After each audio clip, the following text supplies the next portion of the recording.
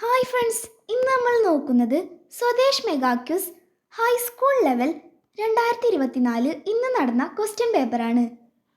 അപ്പോൾ നമുക്ക് ക്വസ്റ്റ്യൻസ് നോക്കിയാലോ. 1909 നവംബറിൽ ലണ്ടനിൽ നിന്ന് ദക്ഷിണാഫ്രിക്കയിലേക്കുള്ള കപ്പൽ യാത്രയ്ക്കിടെ ഗാന്ധിജി പൂർത്തീകരിച്ച ഗ്രന്ഥം ഏതാണ്? ഹിന്ദ് സ്വരാജ്.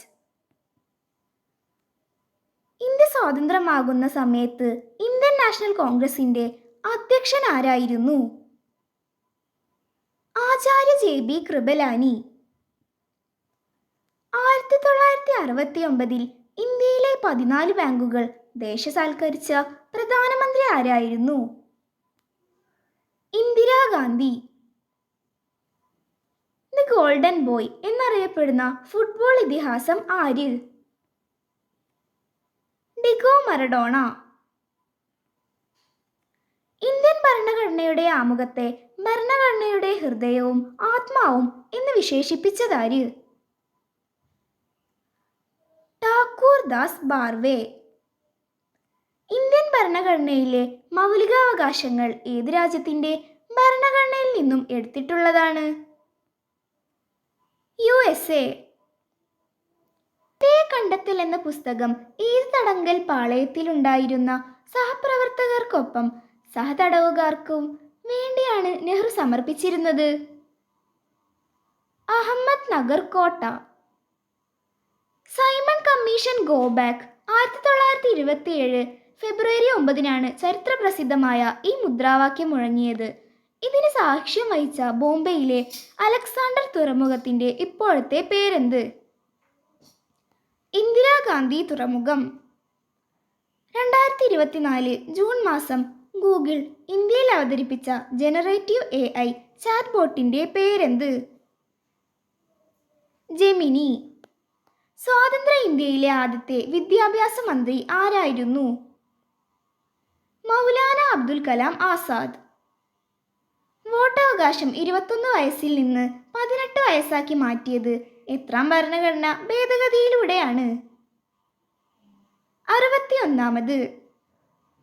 മഹാത്മാഗാന്ധി ദേശീയ തൊഴിലുറപ്പ് പദ്ധതി ആവിഷ്കരിച്ച ഇന്ത്യൻ പ്രധാനമന്ത്രി ആരായിരുന്നു?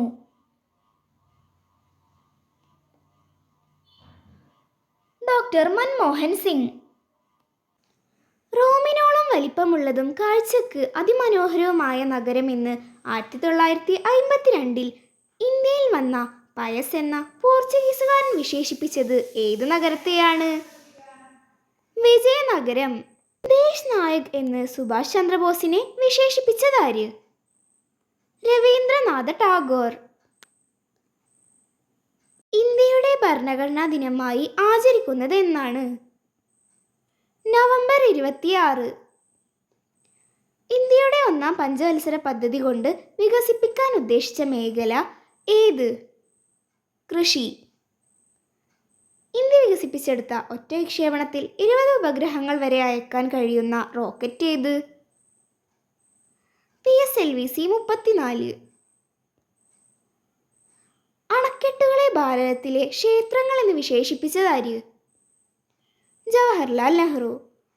പഞ്ചായത്ത് രാജ് സ്ഥാപനങ്ങൾക്ക് ഭരണഘടനയുടെ പിൻബലം നൽകുന്ന 73ാം ഭരണഘടനാ ഭേദഗതി ബിൽ അവതരിപ്പിച്ചത് ആര് പ്രധാനമന്ത്രി ആയിരിക്കെയാണ്?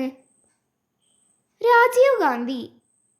പഞ്ചായത്ത് രാജ് സ്ഥാപനങ്ങൾക്ക് ഭരണഘടനയുടെ പിൻബലം നൽകുന്ന 73ാം ഭരണഘടനാ ഭേദഗതി ബിൽ അവതരിപ്പിച്ചത് ആര് പ്രധാനമന്ത്രി ആയിരിക്കെയാണ്? രാജീവ് ഗാന്ധി. മഹത്തായ രാജ്യത്തിന്റെ പ്രൗഢോജ്വലമായ ഭൗതിക ആത്മീയ പാരമ്പര്യത്തെക്കുറിച്ച് ഈ ഗ്രന്ഥം അറിവ് നൽകുന്നു. ഏത് ഗ്രന്ഥത്തെക്കുറിച്ചാണ് ആൽബർട്ട് ഐൻസ്റ്റീൻ ഇങ്ങനെ പറഞ്ഞത്? ഇന്ത്യയെ കണ്ടെത്തൽ. ഇനി നമുക്ക് ടൈ ബ്രേക്കർ ക്വസ്റ്റ്യൻസ് നോക്കാം. ഏറ്റവും കൂടുതൽ ജഡ്ജിമാരുള്ള ഇന്ത്യയിലെ ഹൈക്കോടതി ഏത്? അലഹബാദ്. ഇന്ത്യൻ പാർലമെന്റ് ഏത് വർഷമാണ് ഭക്ഷ്യസുരക്ഷാ ബിൽ പാസാക്കിയത്? 2013.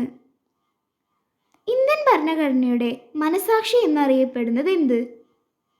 ആമുഖം. നോട്ട ലോകത്ത് ആദ്യമായി നടപ്പിലാക്കിയ രാജ്യമേത്? ഫ്രാൻസ്. എല്ലാ പൊതുവായ വികസനം എന്നാണ് സർവോദയം എന്ന ആശയം കൊണ്ട് ഗാന്ധിജി ഉദ്ദേശിച്ചത്. ഈ ആശയം അദ്ദേഹത്തിന് ലഭിച്ചത് ഏത് പുസ്തകം വായിച്ചതിലൂടെയാണ്? To the last, John Ruskin.